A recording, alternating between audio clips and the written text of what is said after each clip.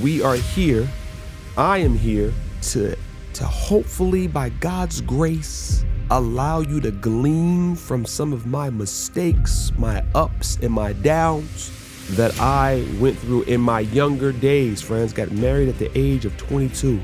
I just really want to be able to communicate to you and pour into you just what I gleaned over the years, in a very transparent, honest way, hopefully a relatable way to the listener. You're now listening to the No Pills Podcast, your best resource for cultivating meaningful, healthy, long-lasting, romantic relationships that bloom into strong marriages. Welcome to No Pills. Welcome to No Pills.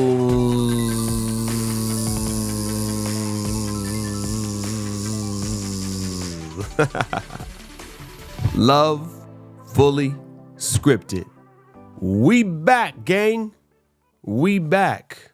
Brother Gordon, G-Man, your man, God's man, Brother Gordon. Let's get it. You made it back again, beloved. Today, we'll be speaking about trust. Trust. How to maintain trust in your marriage or in your courtship. How to avoid trust issues. And indirectly, how to build trust in the relationship. I'm excited about this. As you know, I had a desire inside when I saw all the hoopla and nonsense online, all the bad advice, all the foolish, impractical ideologies that are not going to help your relationships, not going to help your courtship, definitely not going to help your marriage, friends. I thought, man, we need no pills. We need no blue pills. We need no red pills. We need the owner's manual. Friends, we have to read that manual, abide by that manual that has been created by the manufacturer. You know who he is, friends. Your relationship is the vehicle. The owner's manual is the Bible. The manufacturer is G-O-D. It is what it is, friends. Hate it, love it, or like it. That is the truth. And we are here. I am here to hopefully, by God's grace, allow you to glean from some of my mistakes, my ups and my downs in my marriage of almost 18 years together, almost 20 years that I went through in my younger days. Friends, got married at the age of 22. And with the passing of my wife, just a little over 3 years now, I just really want to be able to communicate to you and pour into you just what I gleaned over the years in a very transparent, honest way, hopefully a relatable way to the listener. So I'm so glad you're here again. And we're speaking about trust today, how to avoid trust issues in your marriage and in your relationships. In particular, your courtships and your marriages. The first thing that comes to mind, which may seem pretty obvious, but it's astounding how many people have issues in this area, and that being no lying.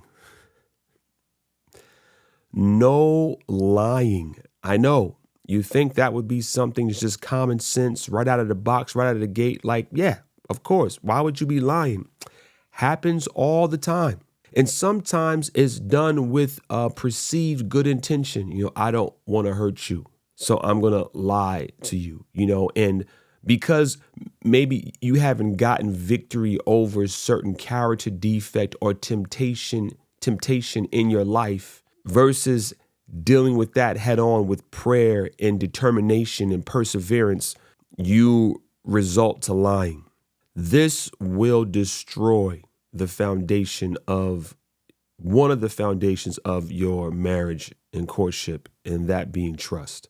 Once the spouse, the other partner believes that they can't trust you because you're lying right to their face, you can guarantee that is going to haunt, stigmatize the rest of the relationship. It's going to bring uneasiness, unpleasantries, And just common sense, the person's going to say, well, man, if you lied to me about this small thing or lied to me about anything, what does it say you won't lie to me about everything?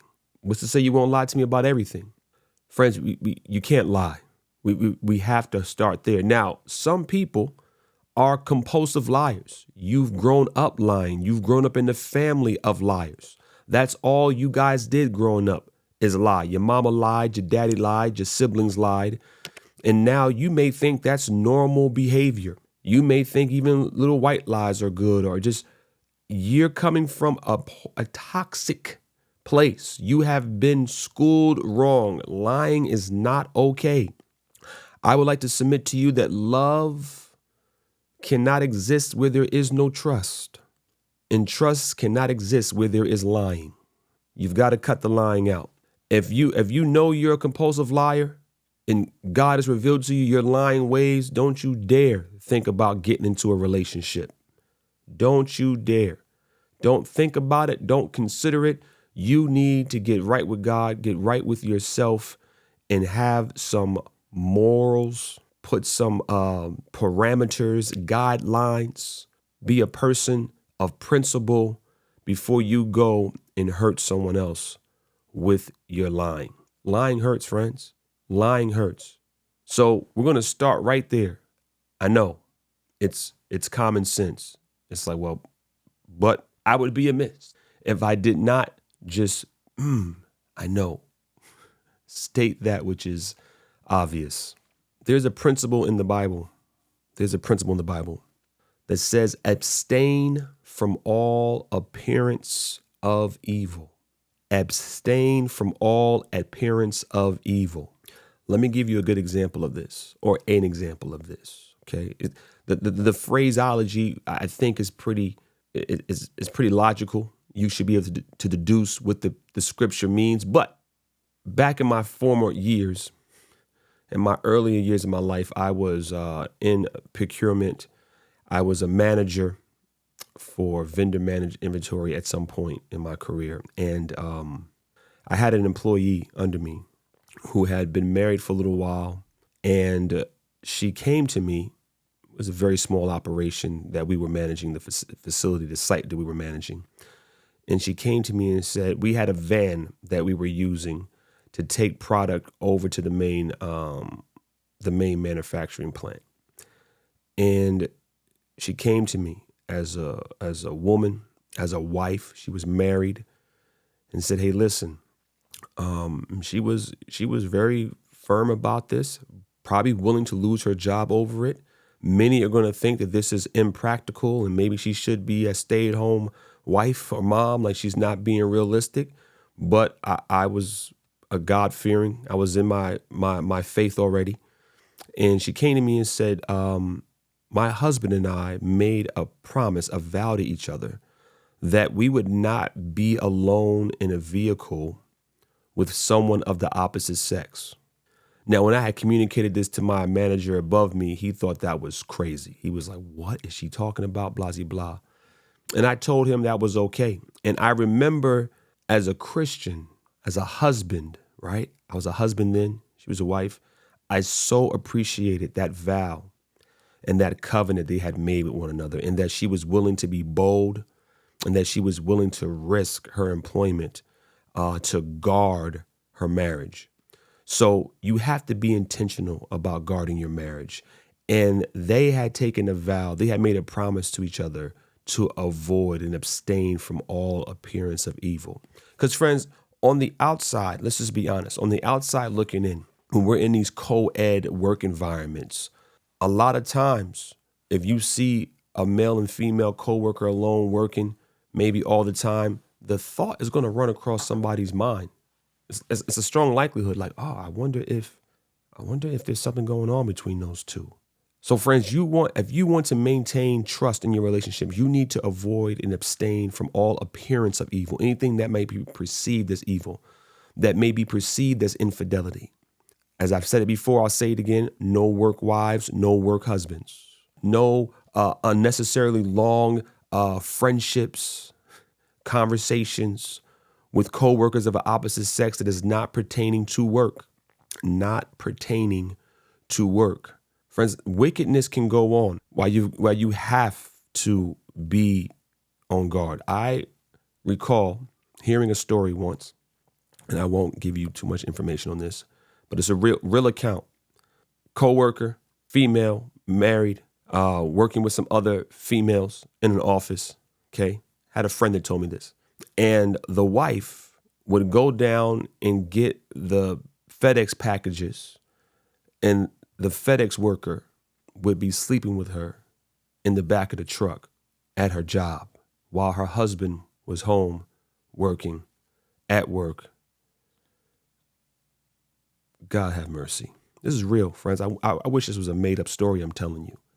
Could you imagine your spouse, your wife, going downstairs to get the company mail and was sleeping with the FedEx guy in the truck? God have mercy. God have mercy, friends. You want to avoid all appearance of evil. That would look like, I'm not going to get into the truck because that's going to look like I'm sleeping with the... Avoid all appearance of evil. Should go without saying. No holding hands, no being alone, no flirting. No flirting with the opposite sex. That is the appearance of evil. No flirting. Listen, I'm pulling from real life experiences. And I know someone's going to hear this podcast, going to hear this broadcast and be like, yeah, this brother's right. I've either been the person or I've been the victim. No flirting. No strong, tight relationships with anybody in your life of the opposite sex that's not your spouse, not someone you're courting. Not going to be alone in rooms and, offices and space and closets together. This is the appearance of evil. So if you want to maintain, if you want to maintain trust in your relationship, not lose it, listen to what I'm telling you. Abstain from all appearance of evil. No lying. Avoid being separated for long periods of time. Now, when you read the account of how sin entered this world, it would appear from Scripture that at some point Eve was by the tree of the knowledge of good and evil without Adam being present, because her and the serpent have this long dialogue. It feels long when you read it. They had a dialogue at the tree, and it doesn't appear that Adam was present for this dialogue. I would almost beg to say that, God told Adam to keep the garden, and Eve was keeping the garden with him, I would imagine, right, as his helpmeet. And it would appear that they got separated at some point in their daily occupation. And that separation allowed temptation to come in. The third party, the tempter, the serpent, got the wife alone and started to talk to her. I remember my wife was a director of nurses, and she would sometimes have to fly to a 2-day training, which was about an hour flight from where we lived at the time. And we were on the phone once, and we started to have discussions about this. And she was like, man, I really don't like this. You're down here with coworkers of the opposite sex, and you're in a hotel room, and her words were just like, man, this it's like the enemy. This makes it really easy to be unfaithful. Really easy to be unfaithful. And friends, that's how the enemy likes to set it up. Grown folks going to, conferences and so forth. You're on the rocks in your marriage. You hate each other at this time. Strong word. You're having disagreements, arguing all the time. The grass looks greener over the septic tank. And now you have access to a room and privacy, secrecy. And you're thinking, or maybe you weren't thinking, but now you're thinking as the opportunity presents itself, yeah, I think I'm going to do this. And you throw your whole marriage down the drain. Do not be separated for long periods of time as a married couple. And what I can piggyback right on the back of this is you must reach a place of complete distrust in self. What does that mean? I mean, do not trust yourself. You want to safeguard your marriage? You want to maintain the trust? Don't trust yourself, right? Don't believe you can handle all forms of temptation and put yourself into compromising situations and plan to come out unscathed. The scripture says, can a man take hot coals in his bosom and not be burned? Can a man not take hot coals in his bosom and not be burned? Let me just throw this in here as I think about this. I dread to think that I would even have to state this, but I do. There's a spouse that thinks it's okay to go down to the strip club. Can a man take hot coals in his bosom and not be burned? Friends, that is cheating. That is infidelity. Okay? Do not trust yourself. Trust yourself to do that which is wrong if given the opportunity. If you are outside of God, not hid in Christ, you will sin. So do not trust yourself to be tempted. Don't think you're strong enough. Don't think, oh, no, that can never happen. Oh, we've been friends forever. You're like a sister or a brother to me. Wrong thought, wrong answer in your mind. Don't trust yourself. Don't trust yourself. No secrets. Friends, no secrets. You want to maintain trusting? Don't have secrets. Don't have secrets. And now, there's a line here between privacy and secrecy. Okay? Privacy is given. Secrecy is hidden. Let me explain. So when I was married, okay, I wouldn't go through my wife's purse. I didn't have a desire to go through her phone. But if I needed to get on her phone, if she gave me her phone, there was no apprehensiveness. There was nothing to hide. There was no secrecy. I had access to the purse. I had access to the phone, but I wanted to make sure that she knew that I trusted her and I was giving her a certain level of privacy. Okay. Sometimes you want to be alone with your thoughts. You may have a journal that you're writing in. Privacy. I'm not reading your journal. I'm not in your pocketbook. I'm not. You still have your own autonomy. You're still a person. Okay. And I'm giving the other spouse, you're giving that privacy willingly. You're giving that privacy. You're not jealous, not crazy because you trust your spouse. Now, secrecy is hiding things. Secrecy is hiding things. What do you need to hide in your marriage? What do you need to hide? I mean, I guess apart from a surprise festivity of some sort, what do you need to hide? Think about it, friends. There's a clear distinction between privacy, it's given willingly, freely, and secrecy. This will produce distrust in your relationship, in your marriage. This will produce distrust in your courtship. Huge difference between privacy and secrecy. Know the difference. Know the difference. Now remember, with this being said, you are one flesh. Okay, married folk, you are one flesh. I want you to think about that in practicality. What don't you know about you? What do you hide from yourself? So if you've become one flesh with your spouse, then what are you hiding? What is it to be hid? I want you to think about this. You are going to be involved in one of the most intimate acts that takes place between male and female. And I know Satan has done such a good job as making it like intercourse is just like shaking hands and kissing. Listen, when I was in the world, before I gave my life to Christ, okay, I remember, this is going to sound so crazy to you. I remember thinking that, man, kissing was more intimate than actually having sex. True story.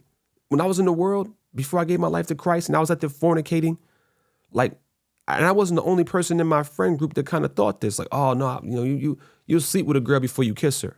Yo, when I say I was lost, when I say I was lost, all of this is packaged as intimacy. So think about this. Here you are going to be in this most intimate act with the person, literally becoming one flesh. If your wife gets pregnant, now you're literally going to be one flesh in this child, half the chromosome. What are you hiding from them? What can you not trust the person with who you feel is adequate to carry your child? adequate to be the father of your child. Secrets, beloved, you're one flesh. If we're rich together. If we're poor together. If we starve together. If we eat together. His, hers, no, ours. No his, no hers, ours. We are now one flesh. One flesh. Be aware of how you interact with individuals of the opposite sex. Be conscious of it. Be intentional about those interactions. Your husband, your wife are going to notice it. You might be out there on your boat somewhere, might be out there on vacation, and you better believe your wife is going to notice how you look at every female that passes by, how you interact with every person, wait staff, gonna notice it, okay? And if that interaction is not all the way right, if that interaction is too casual, too trust going down the drain, trust being damaged. Now thoughts are entering the mind which may have never been there. Can I trust this person? Man, my wife's flirting with the waiter. I see the way she looks at the guy. Now, let me say this to you. Don't go places as a married couple where there's going to be temptation, where people are naked, where people are flirting, where people are under the influence of the spirits, that alcohol, those demonic spirits. Don't go there, friend. Let me just speak plainly to you. Where you going? What you doing? Don't go to a place that's going to create jealousy and strife and debate. Some folks, we have friends that, not in the church, right? They go out, they club, they drink, they party together as a couple, as a married couple and all that. And you better believe there's many a story where they come back from the club and there's drama. Oh, you looked at that girl too long. You were too friendly with him. You were too friendly with her. Yada, yada, yada. Oh, you a little too drunk. Beloved, you want to avoid all that? Don't go to the club. Don't go to a place where people are half dressed, where there's all this sexual tension and demons running around and expecting a good outcome. Listen, even your friend group, you might have some friends as a couple, too loosey-goosey, man. They too loosey-goosey, man. Now we can't hang out with them no more, man. They too touchy, too feely. They in your face too much, man. We won't be hanging out with them any longer. You dig? It's over. We're good. We'll keep our feet at home. You keep your feet at home. This will be your first and last invite. Yeah, we're done with this. Yeah, we're good. Do not be afraid to guard your marriage. Don't be afraid to guard and promote trust in your marriage. Come on. Be intentional and be aware of how you're interacting with people of the opposite sex. Now listen, some of us got that spirit, man, that demon of flirtation on us. We grew up and we never curbed it. We never brought it into subjection of Christ. We never put limitations and guardrails on it. So we foolish. You need to learn that about yourself. You need to know about yourself. Take that input from your spouse. And if they're saying your interactions are making them feel uncomfortable, don't get mad. Be mature and say, okay, honey. All right, honey. All right, thank you, babe. All right, let me take that to the Lord. Let me take that in prayer. Let me be intentional. Because you are the best thing that's ever happened to me. We're one flesh. My body's not my own. Your body's not your own. We're together. We're in it to win it. We're headed to New Jerusalem together. Eternity is in the horizon. We are the dynamic duo. Don't let no third parties get involved in your marriage, man. Don't go to places where it's going to create tension and distrust. Be smart, friends. Have some common sense. With that being said, don't be listening to music, reading books, watching TV shows, Netflix, Hollywood, that media that is promoting infidelity. That's crazy. Secular music talking about cheating, having a side piece, running around. I'm going to steal your wife, Why are you listening to that, friends? Why are you reading books on infidelity? Come on. Why would a married couple where there's trust and there's love want to be reading and taking in content and material that promotes infidelity, that promotes adultery? I'm talking about your soap operas, anything you're into, any little series you're watching. Don't put that garbage in your mind. Don't take that toxicity and start drinking it down. And ladies, now you having a dream about your husband cheating. Now you waking up salty. Yeah, because you've been putting that garbage in your mind. Just a little simple practical tip there. Okay? Don't say anything wicked before your ears and your eyes, especially distrustful things if you're trying to promote and cultivate trust in your marriage. Why shouldn't your partner have access to your phone, to your social media account? Question for you. Just kind of circling back on that thought. Why, when we're talking about secrecy versus privacy, just why wouldn't your spouse, the person you're one flesh with, have access to all your socials and to your phone? Give me a good reason why. I can't think of one, friends. I can't think of a reason why my spouse could not read every message on my phone, on all platforms, on all apps. Can't think of one. I'm not saying they want to. I'm not just saying they have a desire to. But when would I ever tell them, no, you cannot do that? Stop. Hold your horses. Why? We got to grow up, friends. We've got to grow up. And we've got to realize and look at our upbringing, as I was mentioning earlier, and say like, hey, maybe this is some of my adolescence that I'm bringing into my marriage. And here's what I mean. Let me expand upon that a little bit. Maybe you've had trust issues growing up, man. You didn't trust your parents. Maybe you've been in other relationships where you had trust issues. And now you're bringing all that baggage into this new relationship, this marriage, this courtship that has a clean slate, friends. I want you to know how privileged you are to be in a relationship where no cheating has gone on, where there's just trust. And what a blessing that is. What a treasure that is. And you should be fighting, denying self and flesh and worldly influences to maintain that, because this is a sweet blessing. You can lay down with a person and wake up and not have to worry about any STDs, STIs, not getting your heart broke. This is a beautiful gift from God. Don't ruin it. Don't ruin it. Because here's what happens. We ruin it and then we don't want to fix it. We ruin it and we won't put the same effort in to fix the distrust that we've created as the effort we put in to create the distrust. I'm just keeping it 100 with you, a stack, as they say. That's what really happens. We ruin a relationship and then we punk out and we give up after we've just destroyed the whole thing. And then we'll move on to another person to go ruin them. So it's better to prevent disease than to try to heal disease. It's better to prevent distrust than to try to heal distrust. I'm talking about preventative measures, friends. This is preventative measures. Everything I'm giving you is preventative, keeping you in the right space. So you need to just do a little double check on yourself and say, hey, man, do I have any trust issues that are not stemming from this relationship that I'm currently in, this courtship, this marriage? Maybe it's coming from some other experiences in my life, and get along with God on that. If you need to go to counseling with that. Okay? There's no celibacy in marriage. I know. I've got to state this. It's crazy. I don't even know why I have to state this. There is no celibacy in marriage. You dig me? No.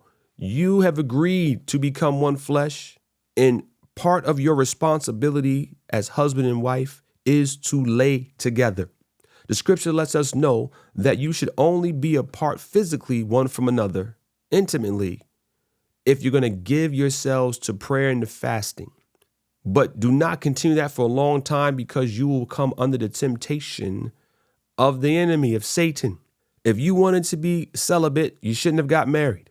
No withholding sexual intercourse as a way to control your spouse, as a way to be vindictive, as a way. This also creates a level of distrust. It's like, man, you trapped me, you tricked me. Now we're married, and now all of a sudden you think, what is this wickedness? So, ladies, men, husbands, why? If you're not willing to have regular intercourse with your spouse, don't get married. Don't do it. Thank you. We appreciate you for that.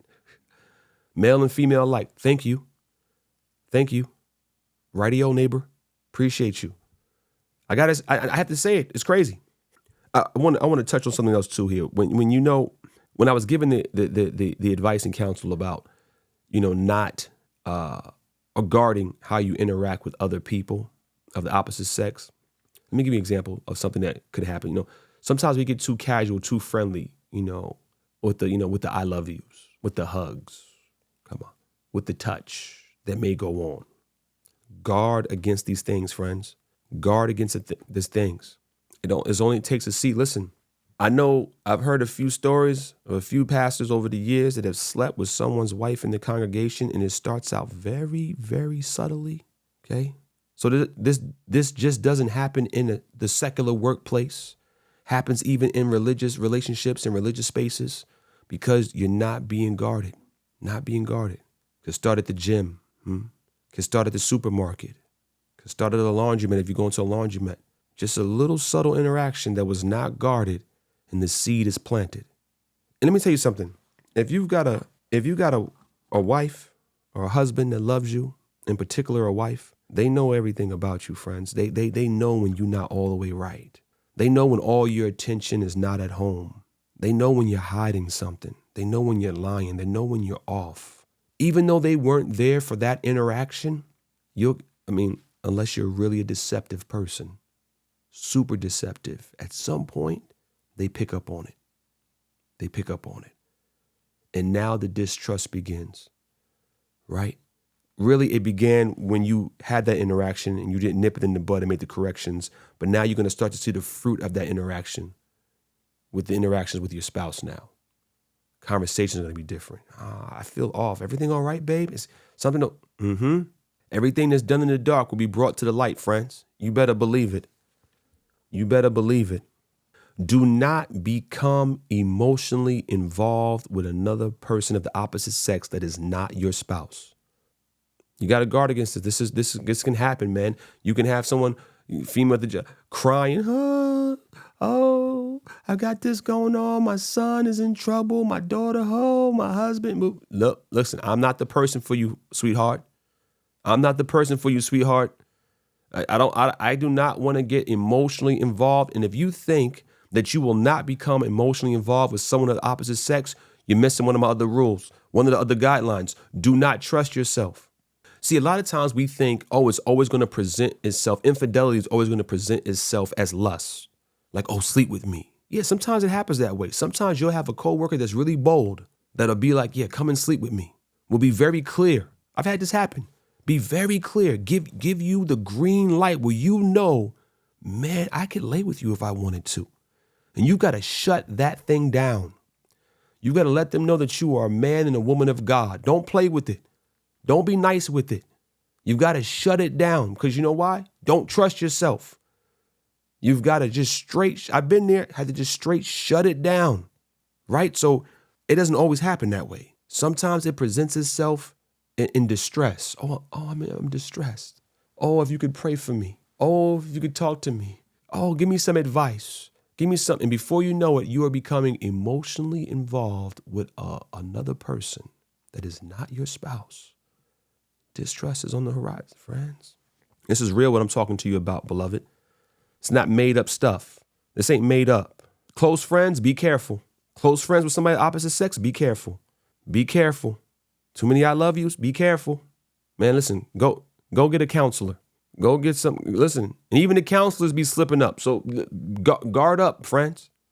Guard up. Pornography. DMing people of the opposite sex through your social media platforms. Digital prostitution, like OnlyFans, and the like.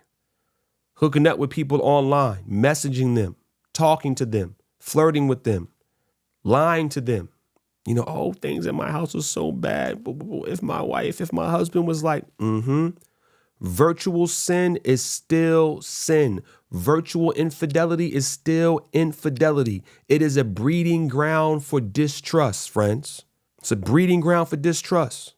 Pornography, digital prostitution, because the devil has different little forms now. secretive DMing, all virtual sin is sin. This will create a place, an environment that you don't want to be in your marriage.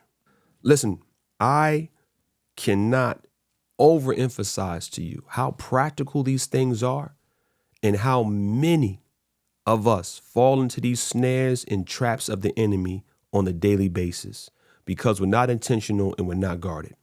This is why the divorce rate is the way it is, because we're not taking the preventative measures and steps we need to maintain and cultivate that beautiful thing known as trust in the garden of our marriages. Friends, this is Gordon McGee, No Pills Podcast, Love Fully Scripted. I'm signing off, and I'll catch you next week.